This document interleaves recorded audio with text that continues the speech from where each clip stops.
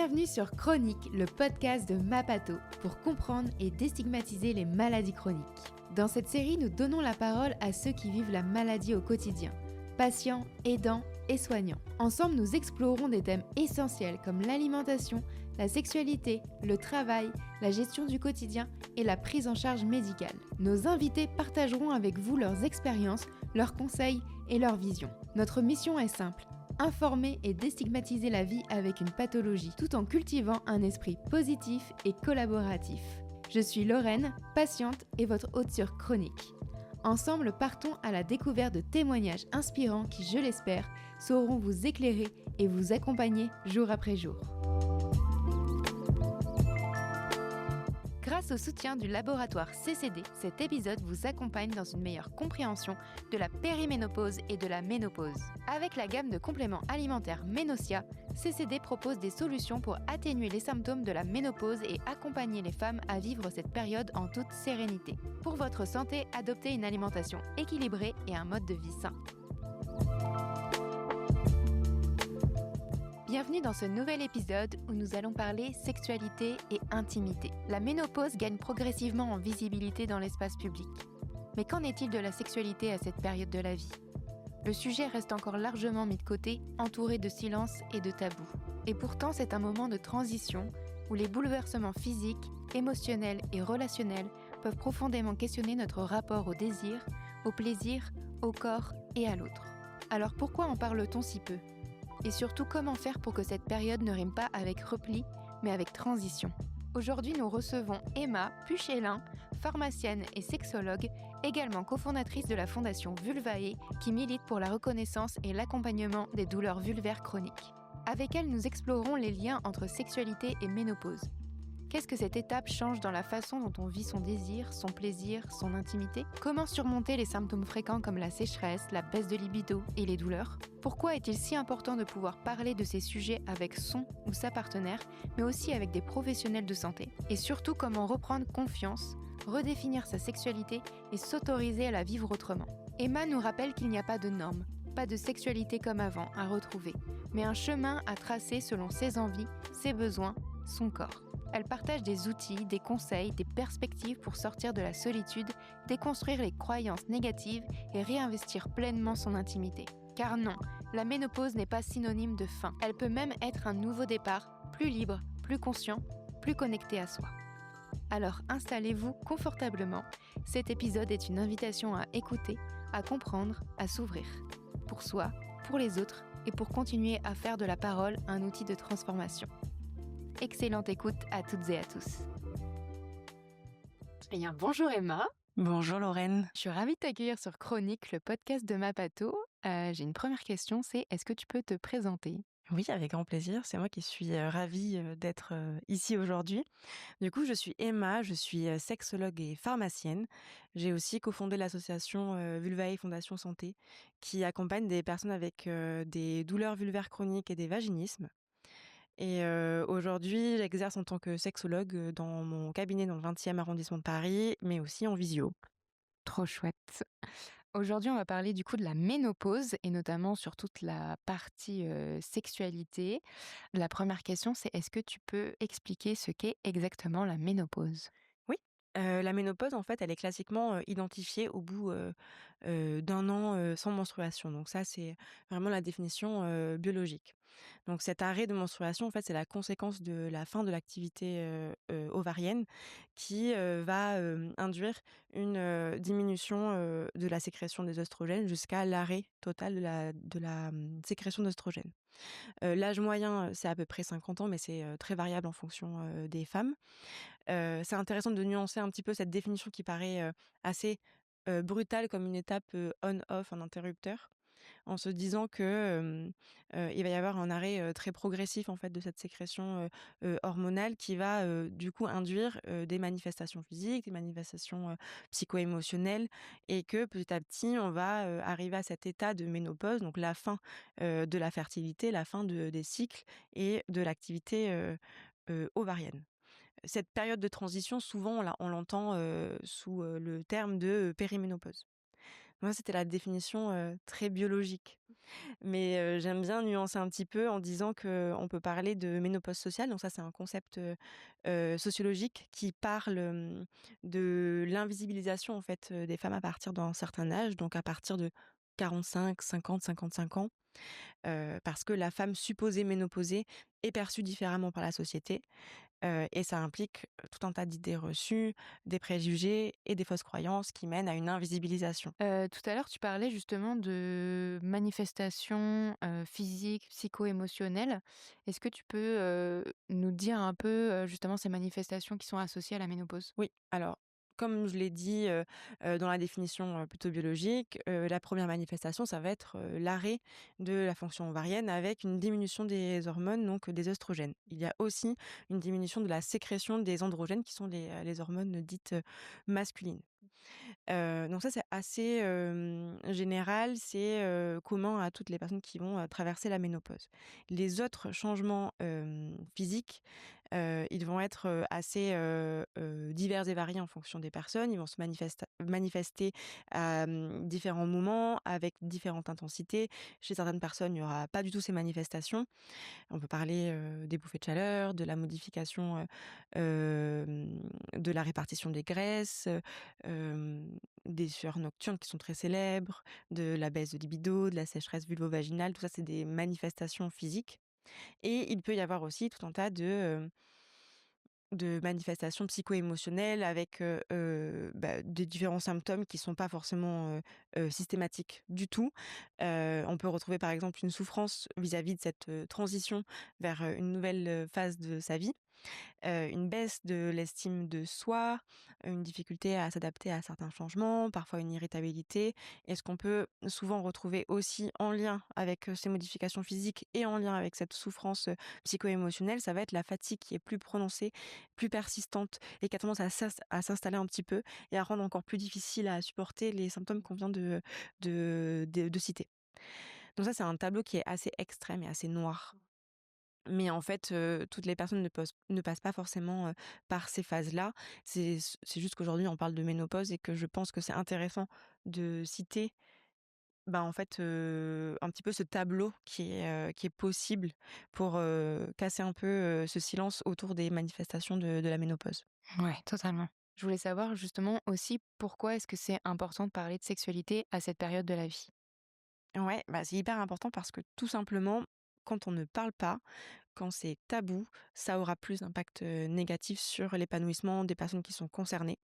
Avec, par exemple, des questionnements ou une sensation d'être, anormal et je pense vraiment que passer par la parole et la diffusion d'informations, ça permet aux personnes de sortir de ce sentiment de solitude et d'isolement, et de se, sentir, à la fois, épaulées par d'autres personnes qui peuvent traverser ces mêmes manifestations et ces mêmes, transitions et aussi reprendre espoir dans le fait qu'il existe, des solutions. Parce que c'est ça aussi, parler, c'est parler des problématiques et ensuite diffuser, les éventuelles solutions pour se sentir mieux et adapter, que ce soit, sa vie, son bien-être en général, mais aussi sa sexualité. OK, très bien. On va aborder du coup la partie sur le vécu intime, des femmes. Je voulais savoir justement si, déjà les impacts de la périménopause et la ménopause sont les mêmes et quels impacts peuvent-ils avoir sur la sexualité? Alors la périménopause et la ménopause, c'est un continuum, donc on va rentrer dans une phase où il va y avoir une diminution, de la sécrétion d'œstrogènes, et donc des manifestations physiques et puis progressivement atteindre ce moment où il n'y a plus de sécrétion d'œstrogènes et donc on a un arrêt du cycle et là, on peut établir le diagnostic, même si c'est pas une pathologie, de la ménopause. Et donc il peut y avoir, tout un tas de manifestations et d'impacts sur la sexualité comme il peut y en avoir absolument aucun. Ça va être très variable en fonction, des personnes. C'est une phase qui est plutôt, de transition, donc qui vient avec tout son lot de modifications et ça peut être très déstabilisant, en fait, de se confronter à une évolution et dans l'intime, ça peut être encore plus perturbant parce qu'on a, développé des habitudes, développé, peut-être une routine, intime et la re-questionner, ça peut être, très challengeant, un vrai défi. Et on peut se sentir très seul alors même qu'on pourrait, le traverser avec d'autres personnes, être entouré et avec des partenaires. Par exemple, le corps ne répond plus toujours de la même façon. Ce qui était, agréable, avant ne l'est plus autant. Certaines limites se manifestent, les envies se modifient, peuvent évoluer et c'est parfois, un vrai défi de se questionner, ce qui, semblait en fait avant, très, très logique et très, «naturel», entre gros guillemets. Et en fait, c'est du coup, les personnes, elles peuvent se sentir démunies en se disant: «Bah, j'ai possiblement jamais eu de problématique, là j'en Ouais, ai, vers qui je me exactement. tourne? Comment je Et fais, puis quoi?»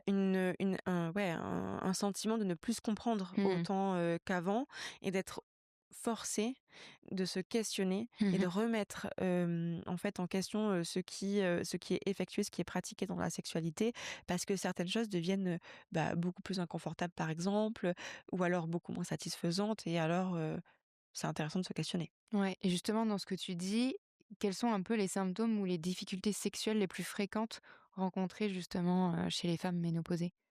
Donc là, on va parler des symptômes, qui peuvent impacter la sexualité. Ouais. Ce qui revient, souvent en consultation, ça va être, en premier la sécheresse, vulvo-vaginale qui est, en fait une diminution de la lubrification, de la vulve et du vagin. Donc cette lubrification qui est censée être naturelle et abondante, à tout moment de la vie. Hem Et ça, en fait, cette diminution de lubrification, elle entraîne, tout un tas d'inconforts lors des pénétrations, mais aussi parfois lors des stimulations externes, et même parfois au quotidien, sans qu'il y ait forcément un acte, sexuel. C'est une conséquence de la chute hormonale, c'est certain, et c'est amplifié par les facteurs psycho-émotionnels. En effet, quand tu es exposé à tout un tas de pensées négatives, de pensées parasites dans ta sexualité, ça va être compliqué d'avoir une excitation et une lubrification, on va dire abondante ou en tout cas, Satisfaisante, quoi. satisfaisante, Mmh. assez importante pour avoir du confort.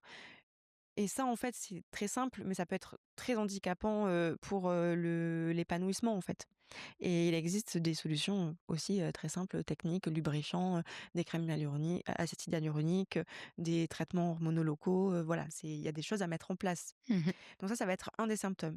Il y a aussi la fameuse, baisse de libido qui n'est pas du tout systématique et qui est plus une conséquence de la chute hormonale associée à, l'évolution de la perception de la sexualité, du corps, de son identité, en tant que femme ou identité sexuelle, et qui peut entraîner, progressivement un abaissement du désir, sexuel. Et à nouveau, ça ne veut pas dire que ce désir va finir par mourir de Ouais, façon, totalement. non négociable. Au contraire, on peut se reconnecter à ce désir en prenant le temps de re-questionner et de se replacer au centre de son intimité. Ouais, et c'est important de le dire parce que c'est vrai que quand on parle ménopause, on a l'impression que c'est vraiment le cliché Irréversible, numéro un ouais, et qu'il y a baisse de libido et après vraiment plus rien, zéro exactement. Enfin, neutre, c'est quoi. vraiment la retraite de la C'est libido. À ça. partir de là, il y a plus de retour en arrière. Ouais. C'est pas du tout réversible. Ça peut être réversible même sans, traitement, hormonal, en fait. Mmh. C'est, réadapter, réinvestir son intimité différemment et donc Exactement. définir un désir qui est peut-être pas celui d'avant. Mmh. On y reviendra peut-être après, ce côté comme avant, Ouais. mais qui a un désir, différent et qui s'exprime, Juste à la sa Ouais, façon aussi. et l'apprivoiser du coup. Ouais, Mmh. ça c'est vraiment le challenge. Ouais, en symptômes, il y a aussi les douleurs vulvaires ou les dyspareunies. Donc les douleurs vulvaires, c'est externe. Les dyspareunies, c'est en intravaginal ça peut être ressenti de façon profonde ou, à l'entrée, du vagin, et ça peut être ressenti pendant ou après des pénétrations, même si ce ne sont pas des pénétrations, très profondes, en fait. Mmh. Et ça, à nouveau, il existe des solutions, que ce soit de la rééducation, pelvipérinéale ou des aides techniques pour limiter la profondeur de pénétration, et donc ça se gère aussi. Voilà. Il y a quelque chose qui est aussi assez, passé sous silence, c'est la prédisposition, aux infections, en général, comme les vaginoses, les mycoses, les cystites, donc les infections urinaires. Ça, c'est une conséquence à la fois de la baisse de lubrification qui va, abaisser la défense de la vulve et du vagin par rapport aux agressions extérieures. Il y a aussi un appauvrissement de la flore, souvent, et parfois aussi des modifications des muqueuses. On parle d'atrophie, et c'est un grand mot pour dire qu'il y a un affaiblissement, un affinement, en fait, des muqueuses vulvovaginales qui sont un petit peu moins coriaces face aux agressions, extérieures. Mais à nouveau, il existe des façons de prévenir ces risques-là. Hyper intéressant, et ça, tu l'as déjà dit, mais on est d'accord que toutes les femmes ne vivent pas tous ces changements de la même manière. Oui, pas du tout. C'est vraiment très personnel, et je dirais même qu'il y a chaque personne, enfin chaque femme, va traverser sa propre, ménopause et c'est aussi pour ça que, c'est hyper important d'adapter les parcours de soins, d'adapter les accompagnements, de les personnaliser. C'est presque du sur mesure parce que ça va dépendre de plein de paramètres, des paramètres Ouais, totalement. biologiques déjà, mais aussi, du contexte psycho-émotionnel, du contexte socio-culturel de la personne et de ses relations. Enfin tout ça, ça va être, très individu dépendant. C'est ça, exactement. Je sais pas si toi, du coup, tu dois peut-être le voir en consultation, mais est-ce que tu trouves que les femmes, justement, elles s'expriment sur ces difficultés rencontrées lors de la ménopause? Toi, forcément, en consultation, elles vont aborder ces sujets-là, mais Ouais. en général, c'est pas forcément le cas. Alors en général, il y a quand même un grand silence Ouais. qui règne. Évidemment en consultation, enfin évidemment oui et non parce que des fois Mmh. c'est pas la première demande en C'est fait, ça, ouais, en creusant, quoi. oui, c'est en creusant parfois qu'on va tirer ce fil-là de la ménopause et de l'impact que ça peut avoir, sur l'intimité. Mais globalement, c'est vrai qu'il y a pas mal de silence même si en 2025, il y a quand même une prise de parole, une libération de la parole, que ce soit sur les réseaux sociaux. Il y a des initiatives de santé et de bien-être aussi, qui se multiplient, par-ci par-là. Il y a des célébrités qui prennent la parole et qui s'expriment sur, leur vécu, leurs propres expériences. Mais en fait, ce silence, il est, quand même assez présent parce que ça reste une expérience qui est perçue comme un indicateur du vieillissement et vieillir en tant que femme, c'est perçu encore malheureusement comme, pas assez glamour, là où le vieillissement, des hommes est mieux, accepté. C'est ça. Et toi, est-ce que au niveau de tes consultations, est-ce que tu vois des, croyances un peu négatives que les femmes, elles expriment justement sur, le sujet de la sexualité pendant la ménopause? Oui, il y a des émotions négatives et des croyances négatives, ça c'est certain. Surtout quand on arrive en consultation en général, c'est qu'il y a une plainte, donc c'est qu'il y a, un questionnement au moins, voire une souffrance. Ce qui revient souvent, c'est vraiment cette notion d'indicateur du vieillissement. Ouais, qui a vraiment des répercussions sur, la perception de soi, l'identité en tant que femme séduisante, sexuellement active. Même au-delà de la fin de la fertilité, c'est comme rentrer dans, une autre ère de sa vie qui est associée à tout un tas de désagréments dans l'inconscient collectif. Vraiment, peut-être que c'est dans les discours de nos grands-parents, des femmes qui nous ont précédés, mais il y a vraiment cette notion que la ménopause, c'est un sacré moment à passer, alors que ça peut être, très bien vécu avec, le bon accompagnement si on en discute, par exemple. Hem et il y a vraiment ce côté: «Ah oui, mais en fait, on va pas en parler parce que c'est pas glamour» et donc on le vit très longtemps, en solo.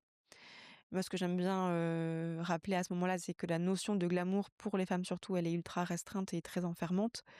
Un homme qui vieillit, c'est charmant, une femme qui vieillit, c'est presque un signe, de faiblesse. Ouais. Mmh. Mais voilà et sinon, il y a quand même des émotions qui peuvent être enfin des pensées qui peuvent être plus positives. Je pense par exemple à la libération face à la contraception avec, ben, plus cette charge mentale à devoir gérer. Il y a aussi, plus d'expérience intime donc ça vient avec une meilleure connaissance de soi, plus d'assurance et de confiance en soi dans les moments intimes. Hem et j'observe aussi quelque chose de super satisfaisant, c'est un certain lâcher prise sur, enfin vis-à-vis des injonctions, un peu esthétiques, de performance avec peut-être un petit peu moins envie de se mettre la pression. Et surtout un véritable souhait de ne plus laisser les contraintes entraver le chemin vers le plaisir et quand je parle de plaisir, c'est vraiment au sens, très, très large, du terme, avec un peu ce côté, bon en fait, je n'ai plus envie de me faire, suer à suivre des injonctions, à me plier à des contraintes et j'ai envie de vivre ma vie de femme, au sens très large du terme, comme je l'entends moi. Ouais, c'est Il y a ça. quand même une libération aussi qui vient avec, cette notion de ménopause. Ouais, et tu penses que c'est les femmes qui vont en consultation, prennent justement beaucoup plus, d'importance à ce sujet-là? Ouais, je Ouais, pense que les personnes qui arrivent en consultation, il y a une vraie envie de se questionner ouais, c'est pour ça. redéfinir Ouais. et Mmh. repenser. Donc il va y avoir, ce double mouvement de, en fait, je ne comprends plus très bien comment je fonctionne ou bien je ne sais pas si je me suis déjà comprise un jour. Aujourd'hui, je fais le bilan. et je veux aller vers, quelque chose qui me plaise avec, enfin, que ce soit en solo ou avec mon partenaire ou ma partenaire et puis, me sentir vraiment en phase avec ce qui se passe. Donc oui, il y a vraiment une prise de conscience de, à la fois, je me questionne, je n'ai plus envie de sacrifier mon plaisir, de sacrifier mon énergie, pour répondre à des attentes sociales qui sont, super contraignantes et comment je fais pour redéfinir tout ça? Parce que j'ai envie de me projeter dans du positif. Ce qui est la clé du désir, se projeter dans quelque chose de sympa, en fait. Totalement. Ouais, hyper intéressant. On va reparler un peu des idées reçues et des tabous, même si on en a un peu parlé, mais, est-ce que toi, t'entends un peu parler des grands mythes autour de la sexualité après 50 ans? Ouais, bah, je vais dire, une simple réponse. Le mythe principal, c'est que en fait, c'est la fin de la sexualité. Que la libido, la séduction, l'érotisme, le plaisir, c'est, Terminé. ouais, terminé, ça part à la retraite, quoi. Et presque c'est, cette notion d'irréversible. Certaines personnes me disent même en consultation: «Mais en fait, c'est plus de mon âge, je ne devrais même plus me poser ces questions, je devrais juste, lâcher la grappe». Alors oui, c'est OK de ne plus avoir envie d'avoir de la sexualité si c'est pas quelque chose qui est très épanouissant pour soi.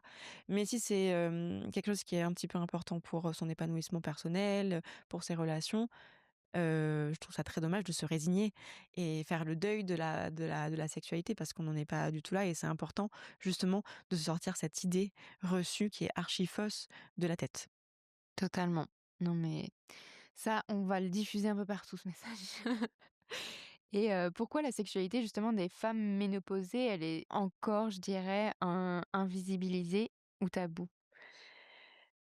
Parce que c'est de l'invisible dans l'invisible. C'est, déjà parce que les femmes ménopausées, en général, sont invisibilisées. Mmh. Donc on parlait du concept de ménopause sociale qui, traduit bien ce côté, exclusion médiatique, perte de oui, de reconnaissance dans le milieu professionnel aussi. On a vraiment cette disparition dans l'œil collectif des femmes à partir de 45, 50, 55 ans. Par exemple, les actrices, elles savent, qu'à partir de 50 ans, ça va être très compliqué de décrocher un premier rôle. Donc déjà, il y a une première invisibilisation qui se place là, avant même de parler de sexualité. La sexualité, c'est déjà un tabou en soi. C'est un sujet qui reste, compliqué à aborder. Donc là, c'est le tabou dans le tabou, c'est pour ça que ça peut être vraiment très compliqué de parler de sexualité. Hem, cette perception, enfin cette, oui, cette façon de voir les choses, c'est très, judéo-chrétien et du coup, c'est très réducteur parce que, c'est presque comme si la sexualité devait cesser, en tout cas d'exister, dans, le collectif, dans le social, à partir du moment où la fertilité, elle n'est plus en jeu, où il y a la fin de la fertilité. Pourtant, moi, j'aime bien rappeler qu'on passe la majeure partie de notre vie, sexuellement active à avoir une sexualité récréative et non pas à visée procréatrice. C'est ça. Alors pourquoi la fin de la fertilité sonnerait la fin de cette sexualité récréative? Mmh. Totalement. Parce que ce qui a pas été forcément, inculqué, on va Oui, dire. c'est très socioculturel à nouveau. Mmh. Exactement, ouais. Et justement, je pense que ces tabous, ils doivent aussi jouer sur, l'estime de soi et le bien-être aussi sexuel. Oui, oui, très clairement. Ouais, Parce qu'en fait, comme on le disait juste avant, c'est que, le tabou, ça enferme dans le silence et ça augmente cette sensation de solitude qui est associée à des fausses croyances. totalement, ouais. Par exemple, je suis anormale, je suis la seule à galérer ou à rencontrer des difficultés et des questionnements.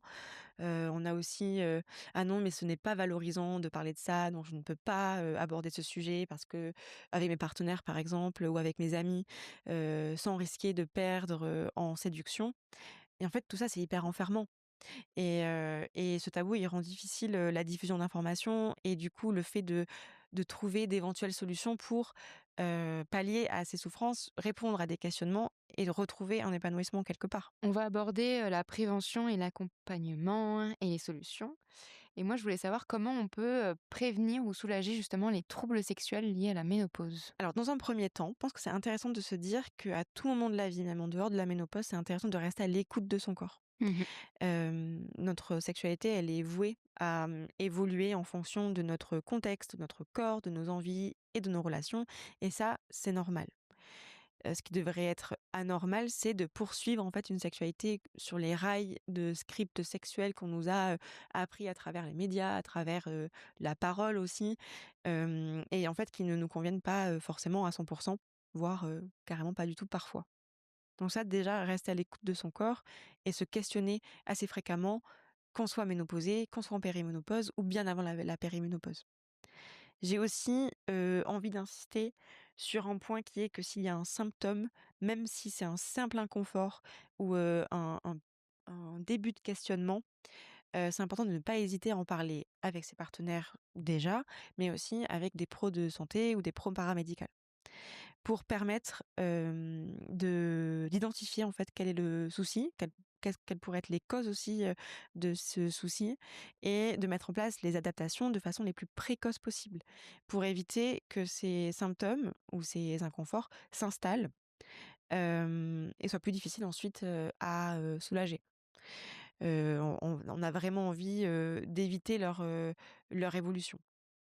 En fait, on peut pas toujours prévenir des symptômes, mais on peut, rester, vigilante à son propre, corps, essayer de le comprendre et essayer de trouver progressivement, étape par étape, des solutions pour répondre à ces symptômes-là. Quel rôle peuvent jouer les médecins, les sexologues, sexothérapeutes dans cet accompagnement et est-ce qu'il y en a d'autres aussi, des spécialisés qui peuvent rentrer en jeu? Oui, il y a aussi des kinés, des sages-femmes, tout plein de personnes qui, bossent dans, une approche plus naturelle, le bien-être en général, la relaxation, le yoga, tout ça, ça peut venir vraiment créer un parcours d'accompagnement pour, à la fois répondre à des besoins, plutôt, de santé bio, médicale, physique, purement physique et des demandes, psycho-émotionnelles et de bien-être en général. Chaque intervenant va avoir, une place, différente, à occuper. Par exemple, j'ai tendance à dire que les médecins sont plutôt là pour effectuer, le suivi du corps principalement, en mettant en place une prise en charge des symptômes, même si on sait qu'il y a des médecins qui sont, sensibilisés à la sexologie, qui ont aussi une approche beaucoup plus humaine et qui peuvent prendre le temps de parler, d'expliquer, de faire un peu de psychoéducation au passage, Ouais. de donner des quelques astuces. Souvent quand même le temps est limité et ça peut être intéressant de compléter cet accompagnement, très biologique par, d'autres personnes. Donc il y a en effet les sexologues qui vont avoir une approche, plutôt psycho-émotionnelle de la sexualité, mais aussi des relations, du rapport au corps, de son identité et cetera. Ce qu'on fait généralement, c'est qu'on dresse, l'état des lieux, de ce qui va bien et ce qui va plus trop, pour réfléchir ensemble à des stratégies d'adaptation de la sexualité, de l'intimité, dans le présent. Qu'est-ce qu'on fait en sexologie aussi? On essaie de reprendre un petit peu les schémas de pensée, on parlait de ces fausses croyances, des C'est ça, mythes ouais. et de les détruire en fait ces fausses croyances pour renforcer à la fois l'estime de soi et s'autoriser à diversifier, la sexualité et à embrasser une identité sexuelle qui est, vraiment du sur mesure et qui avec laquelle on se sent, en phase. Mmh. D'ailleurs ce qui va être hyper, positif et joyeux, c'est de se projeter dans une sexualité qui n'est pas celle d'avant. On parlait Mmh. un petit peu de ce Ouais, côté c'est ça ça. change, ça Ouais. évolue, et d'accepter, de s'autoriser à se tourner vers ce qui nous donne envie maintenant et de s'autoriser aussi à envisager que ça continue à évoluer. C'est hyper important d'avoir ça en tête justement pour pas rester bloqué sur ce qui se passait avant et ne pas avancer, quoi. Oui, absolument. Mmh. Et tout à l'heure, tu en parlais un peu parce que en fonction des troubles, peut y avoir, différentes, solutions, mais est-ce qu'il existe des traitements, des thérapies, des approches naturelles, justement pour, pallier à ces, troubles? Oui, alors en fait, il existe un arsenal thérapeutique assez large de que ce soit des traitements, hormonaux jusqu'à plutôt des approches plus naturelles en fonction des besoins, en fonction de ce que la personne se souhaite et veut, mettre en place pour elle. Il y a, le fameux traitement hormonal substitutif à base de d'œstrogène qui peut être complété, par la progestérone. Ça, souvent, ça va être, mis en place, par exemple, pour les bouffées de chaleur, les sueurs nocturnes, les troubles de l'humeur aussi, les sécheresses vaginales et cetera. Il y a d'autres alternatives, même si je pense que ça reste, une thérapie intéressante et à ne pas, forcément, dénigrer tout de suite. Il y a vraiment beaucoup d'a priori sur, le traitement, hormonal, parce qu'il y a des contre-indications. Par exemple, s'il y a eu des cancers hormonaux dépendants dans la famille, ça peut être rediscuté. Il y a aussi les précurseurs, aux androgènes. On parlait de ces fameuses hormones, dites masculines, parce qu'elles permettent, aussi de soulager certains symptômes et elles ont aussi un impact très positif sur, la libido. OK. Donc c'est par exemple la DHEA, c'est un précurseur, d'androgène. Il y a aussi des traitements hormonaux locaux sous forme de crème ou d'ovules, qui permettent de lutter très efficacement contre les sécheresses vulvovaginales, par exemple, ou les atrophies des muqueuses, vulvaires et vaginales. Et après, il y a des solutions non hormonales comme des gels à l'acide hyaluronique, des crèmes apaisantes plutôt, grasses qui vont venir nourrir, les muqueuses. Il va y avoir, des solutions naturelles aussi, on va pouvoir les lister, mais celle que je recommande très souvent, c'est l'huile d'onagre, en voie interne ou externe. Donc, voie interne, par voie orale et voie externe en huile à appliquer, au niveau de la vulve et aussi au niveau de l'entrée vaginale. Ça permet d'apaiser, de retrouver du confort et de relancer un petit peu la lubrification. C'est quelque chose que je conseille, je pense, chaque jour, quasi à chaque consultation, d'avoir, cet incontournable, à peu importe l'étape de sa vie dans, sa pharmacie. Ouais. Et pareil pour tout ce qui va être, mycose et vaginose, il y a des traitements adaptés en fonction du diagnostic? Exactement. En Ouais. fait, en fonction du diagnostic qui va s'effectuer par prélèvement, vaginal pour les mycoses et vaginoses, et par, analyse urinaire pour les infections urinaires, par exemple, il va y avoir, ben, soit des antibiotiques, soit des antifongiques qui sont mis en place et derrière une, reconstruction, De la flore? Mmh. en réensemencement de la flore, vulvovaginale, et parfois aussi des soins associés pour retrouver du confort quand il y a eu des démangeaisons, des Ouais. irritations et cetera.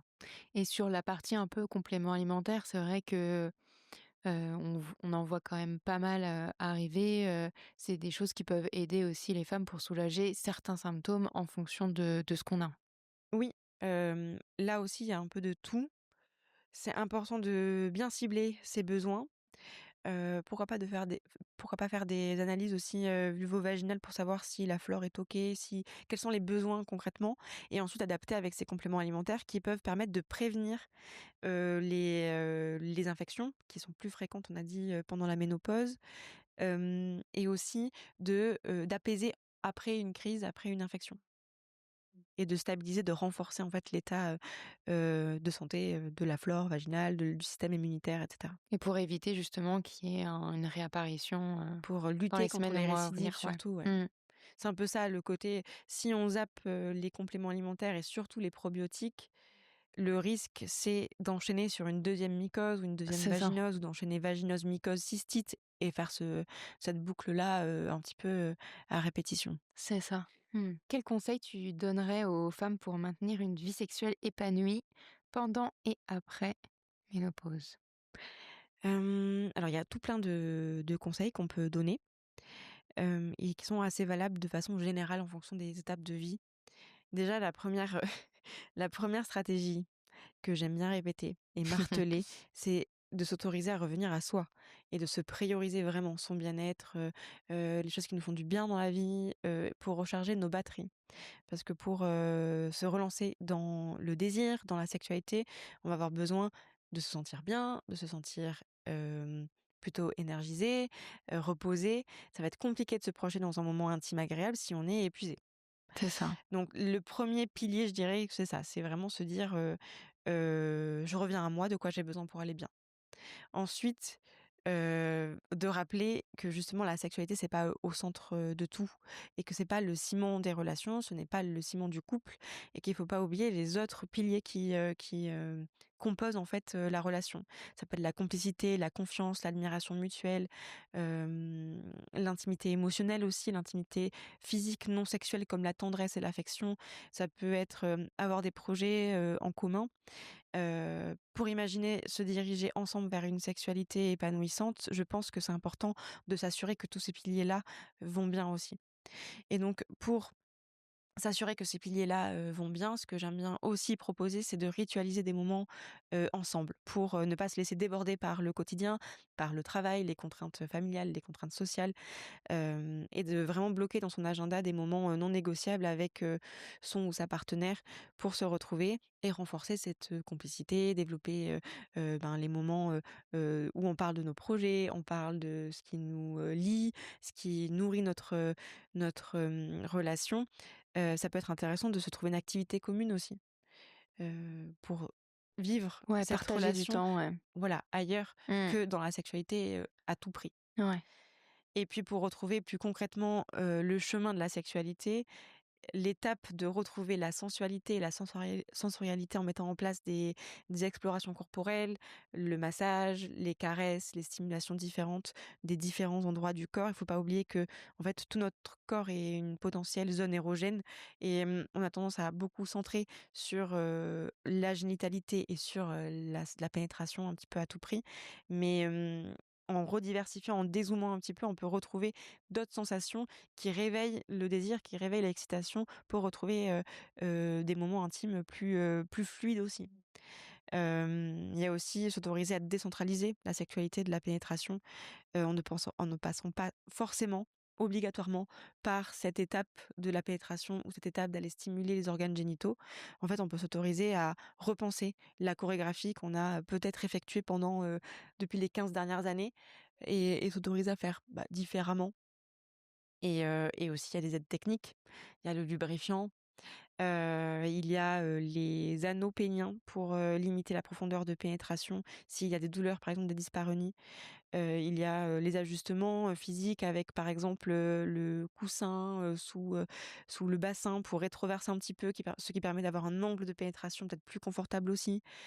Il y a tout plein d'ajustements qu'on peut, mettre en place et qui sont vraiment ce qu'on appelle des aides techniques dont on devrait ne pas avoir, honte. Un des sujets qui, pour moi, est aussi très important, c'est la communication avec le partenaire. Parce que c'est vrai que je pense que tu as dû déjà l'entendre en consultation, c'est: «J'ose pas en parler à ma partenaire». C'est comment parler de ses ressentis, de ses besoins et des éventuelles difficultés, sans que ce soit un problème dans le couple. Ouais, avant même de formuler, «j'ose pas en parler», il y a beaucoup de croyances sur le fait que c'est mon problème. C'est mes symptômes, c'est mon corps qui traverse une étape de vie, alors c'est mon problème, je dois le gérer toute seule. Et ça, en fait, c'est super, réducteur et ça sabote un petit peu l bah, en fait, les pistes pour, aller vers une sexualité épanouissante parce que ça se fait à 2. Et c'est un moment, comme chaque étape de vie, où c'est quand même intéressant d'impliquer son ou sa partenaire. Donc il y a pas de recette forcément miracle pour, mettre ça sur le tapis, mais je trouve que déjà c'est intéressant de proposer aux partenaires de venir en consultation pour, imaginer ensemble, bah, en fait de nouveaux codes, de nouveaux rituels, pour, s'ouvrir pleinement, à l'autre et faciliter la communication. Est-ce Heu, que, est-ce que justement, toi, dans ta patientèle, c'est majoritairement des femmes ouais, qui viennent? ouais. Quand il y a des consultations de couple, est-ce que les hommes ont plus de difficultés à venir parce que avec tout ce qu'on sait des codes sociaux sur justement, la Mmh. masculinité, le fait de dire: «Bah, j'ai un problème ou pas, hein, de Ouais. sexualité», est-ce que c'est facile ou pas à eux de venir? Spontanément, c'est plus difficile. Eux-mêmes font beaucoup moins la démarche que les femmes. Il y a aussi cette question de charge mentale qui est aussi la charge sexuelle. D'ailleurs, il y a un très bon livre à ce sujet, où en fait on se rend compte que, la charge mentale, elle s'étend aussi dans la vie intime et les femmes vont prendre beaucoup plus, sur leurs épaules cette charge de devoir s'assurer de l'épanouissement global du couple, de la relation et vont beaucoup plus se culpabiliser, se responsabiliser si les choses se passent pas, très bien. Donc c'est pour ça que souvent c'est, des femmes qui arrivent et ensuite les partenaires suivent soit en consultation individuelle, soit en consultation, à 2. Et ça, c'est hyper riche parce que ça nous donne l'opportunité aussi de poser les questions aux partenaires. En fait, qu'est-ce qui, serait agréable pour vous? Comment vous verriez votre, sexualité, votre intimité évoluer? Et en fait, ça se transforme en opportunité pour eux aussi Ouais, de se totalement. redécouvrir et d'ouvrir le champ, des possibles. Donc ça, j'aime bien rappeler ça, aux femmes qui viennent seules, c'est vous le faites pour, votre relation. Moi, j'aimerais bien que vous le fassiez, principalement pour vous en premier. Et puis vous allez voir votre élan que vous prenez pour redécouvrir et redéfinir cette sexualité, ça va être hyper bénéfique aussi pour, votre conjoint parce qu'il va, se redécouvrir aussi. Est-ce que justement, toi, tu as des petits conseils à donner pour recréer et entretenir la complicité et le désir dans le couple? Ben, toujours pareil, cette histoire de créer des rituels et de les bloquer, dans l'agenda et de ne pas les négocier, de pas les faire, remplacer par des obligations qui sont pas forcément si obligatoires que ça. Ce que j'aime bien aussi faire, c'est ce côté checkpoint assez, régulier pour ne pas laisser une situation s'enquister, s'installer et devenir presque, insolvable parce que tout le monde s'est mis dans la tête que dans tous les cas, il y avait pas de solution, que c'était comme ça, point barre. Et puis faire ce va-et-vient entre, ce que moi j'ai envie de dire et aussi ce que j'aimerais savoir de l'autre et revenir aussi, à l'autre en posant des questions, pour essayer de voir, la situation de son point de vue et essayer de faire comprendre à la personne en face son propre point de vue parce que la situation, elle est lue parfois de façon très différente en fonction de nos histoires de vie, de notre contexte et du coup de notre projection sur cette situation-là. Et parfois, on se rend compte qu'on a projeté quelque chose et que l'autre a projeté vraiment quelque chose d'extrêmement différent. Et c'est là que le décalage se crée. Et c'est intéressant de venir couper cette escalade, vers le décalage, vers l'écart, en revenant à OK, ce que je ressens, ce que j'interprète et toi? Ouais, c'est ça. Non, c'est hyper important. Et justement, qu'est-ce que tu dirais à une femme qui n'ose pas parler de ses difficultés, sexuelles? Déjà, je rappellerai qu'elle n'est pas seule et que beaucoup de personnes traversent des difficultés dans l'intimité, que ce soit en lien avec la ménopause ou non, et que dans l'immense majorité des cas, il existe des solutions. Et que ça serait dommage de passer, à côté de ces explorations parce que c'est, un sujet qui est considéré comme tabou ou, ou qui est trop difficile à aborder. Et en plus, je rajouterais que je trouve que c'est presque un acte militant d'oser être soi, dans sa vulnérabilité, dans sa réalité et je suis persuadée que ça, ferait notre force en tant que femme si on avait cette transmission qui s'effectuait de façon plus, peut-être moins affolante parce qu'aujourd'hui la transmission elle est beaucoup dans la plainte et dans: «Oh là là, c'est la catastrophe, la ménopause, c'est une période très difficile à vivre», mais plutôt dans, le partage des ressources, le partage des expériences et heu et mmh et en fait s'autoriser à dire: «Oui, j'adapte, oui, je fais les choses différemment, mais en fait c'est génial et c'est hyper riche et joyeux». C'est ça. Mais c'est important de briser le silence parce que justement, c'était un peu comme à une certaine période avec la maternité où en fait, tu le découvrais que quand, Ouais, justement, quand tu tu es avais une grossesse et que confronté, tu y es ouais. confronté, et justement d'avoir des avis positifs, des témoignages Ouais. positifs qui permettent justement Ben, de diversifier en fait c'est ça, les exactement. témoignages et ne pas Ouais. avoir un peu le blanc ou noir, Mmh. soit en fait ça va, tout va bien, j'ai aucun symptôme, et je traverse la ménopause, très, Ouais. très, facilement, soit c'est la catastrophe et j'ai des symptômes, qui m'empêchent de vivre littéralement. Ouais, donc c'est important de briser ce silence-là pour sortir de ce flou un petit peu et de cette solitude. C'est ce que tu aimerais que les femmes justement, elles retiennent un peu de cet échange aujourd'hui? Oui, ça serait un super message, mais aussi que, la ménopause, c'est pas la fin de la sexualité. Mais que c'est plutôt une opportunité, en fait, de la transformer et de la transcender. Ouais, Ça serait totalement. un message que j'aimerais transmettre. Et toi, ce serait quoi ton plus grand souhait justement à l'avenir concernant la place de la sexualité féminine dans la société? Alors ça, vraiment, Sacrée on aurait pu question. faire un podcast entier Ouais. là-dessus aussi. Qu'est-ce qu'on pourrait, se souhaiter? Peut-être une libération Mmh. de toutes les injonctions contradictoires, parce que c'est ça aussi, il y a beaucoup de contradictions dans les injonctions, qui viennent, en fait, étouffer, la sexualité féminine, mais vraiment en général. Et pour faire ça, je pense que, la lutte passe par parler librement, informer, transmettre et sensibiliser. Pour terminer ce podcast, je voulais savoir si tu avais des ressources à nous recommander? Parce que tout à l'heure, tu parlais de livres. Il y a peut-être justement Ouais, je des vais parler podcasts, des livres, d'autres choses à recommander? Ouais, j'ai parlé du livre de la charge sexuelle, je ne me rappelle plus qui sont les autrices. Il y a, On le mettra dans ouais, la légende du c'est un podcast. super livre à lire à peu importe l'âge qu'on L'âge, a. ouais. Il y a l'épisode de podcast Basium sur la ménopause qui est Ouais. très intéressant, qui est mené par 2 sexologues qui sont mes consoeurs, Margot Théroux et Diane Desvart. Il y a aussi un compte Instagram qui s'appelle Ménopause Story. Je pense qu'elle s'appelle Sophie, la personne qui tient ce compte Insta et qui partage en fait son expérience. Et c'est très libérateur en fait de voir quelqu'un qui traverse des difficultés, des questionnements, mais en fait de façon très joyeuse et de façon très saine et naturelle. Il y a aussi le livre, alors qui est pas directement lié à la ménopause, mais qui est plutôt lié à la perception du vieillissement des femmes, Ok, qui hyper intéressant. s'appelle Grandir Ok. de Sophie Fontanelle Ah oui. et qui part de la réflexion au sujet de ses cheveux blancs. Ouais, Et ça, je trouve que c'est aussi un vrai sujet en fait. Comment on totalement. s'autorise à vieillir, Oui, comment on pose un regard sur son corps, et peu de personnes en parlent. totalement. Et bah écoute, on va mettre tout ça dans la légende du podcast. Et puis, bah, je te remercie Merci infiniment à pour cet toi. épisode. C'était trop chouette de parler de ménopause, de sexualité Ouais. féminine. Merci Emma. Merci Lorraine.